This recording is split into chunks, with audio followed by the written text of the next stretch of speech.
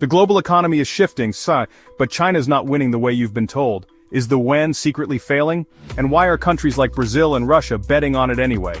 The truth will shock you. Today, we're diving deep into the state of China's economy, the risks surrounding the yuan, and the countries that are turning away from the US dollar. Stick around. You'll want to understand where this all leads. Hey everyone, welcome back to Finomics, where we decode the forces shaping global finance. Today we're unpacking a topic that could shape the future of global trade and finance. Over the last few years, we've seen dramatic changes. From China's growing economic influence, the push for the yuan, to the shifting sands of global trade. But is China really gaining momentum? Or are there risks lurking that could derail this rise? Let's break it all down. First, let's talk about China's economy. In the first quarter of 2025, China's GDP grew by 5.4% year-on-year, matching the previous quarter's performance according to the IMF, April 2025. However, much of this growth was fueled by front-loaded exports ahead of new US tariffs and government incentives for goods consumption. Analysts are cautious, warning that such strong GDP figures are unlikely to be sustainable over the long term. The IMF just dropped a bombshell. China's growth will slump to 4% in 2025, its lowest in decades. Why? A perfect storm of US tariffs, a collapsing property market, and consumers too scared to spend. Now let's look at some key indicators. Consumer spending. Retail sales rose by just 4.8% year-on-year in October 2024, falling short of expectations and highlighting lingering weakness in consumer sentiment. Debt levels. China's total debt now exceeds 300% of its GDP, raising concerns about potential financial instability. That's like a family earning $100,000 but drowning in $300,000 of payday loans. The interest alone could bankrupt them. Investment in real estate fell by 10.3% during the first 10 months of 2024, continuing the slump that has plagued a sector long seen as a pillar of China's economy. These figures show that China's economy is not as bulletproof as it might appear. Beneath the surface, serious structural weaknesses need urgent attention. Now let's talk about the yuan and its growing use in international trade. On the surface, it might seem like China is scoring major wins.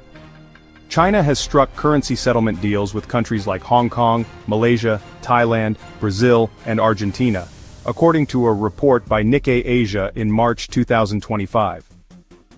For example, Brazil's President Lula announced that Brazil would start conducting bilateral trade with China directly in yuan instead of the US dollar. A historic shift for Latin America's largest economy, as reported by Bloomberg in April 2025. This isn't a trend, it's a desperation play, because here's the dirty secret. These countries aren't choosing the yuan, they're fleeing the dollar due to US sanctions and trade wars. Let's turn to the risks. What happens if the countries that are now dealing in yuan default on their obligations? Now, here's where it gets dangerous, because China's not just lending money, it's lending to countries that even the IMF calls high risk. Many of the nations embracing the yuan are emerging economies, often vulnerable to debt crises. Take Africa, for example. China has extended billions in loans to countries like Angola, Kenya, and Zambia in exchange for access to vital resources. Yet Zambia defaulted on its sovereign debt in 2020, and other countries remain at risk of following suit. If just 2 more countries default, China's banks could pull the plug, crashing commodity markets and exposing the yuan as a house of cards. This isn't a risk, it's a ticking time bomb. Despite China's aggressive efforts to promote the yuan, major obstacles remain. First, the yuan lacks the trust, liquidity, and transparency that the US dollar commands. The dollar benefits from the stability of the US government, the credibility of the Federal Reserve, and a vast network of global financial institutions, according to the Council on Foreign Relations in 2024. China's capital controls also severely limit the free movement of the yuan, making it difficult for international investors to adopt it at scale, as noted by the Financial Times in March 2025.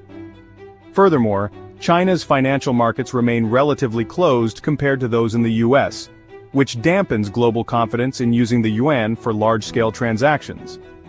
Countries like Russia and Iran are increasingly using the yuan, but not necessarily because they believe in the yuan's strength. Rather, they are pushed into it due to Western sanctions that isolate them from the US-led financial system, according to The Economist in April 2025. In other words, it's less about confidence in the yuan and more about a lack of alternatives. And relying on a currency under such circumstances could be a risky long-term bet. Let's be clear, this isn't a vote of confidence in the yuan, it's a last resort for nations with nowhere else to turn. Here's the bottom line. The global trade landscape is evolving, but no single currency, not even the yuan, is poised to replace the US dollar anytime soon.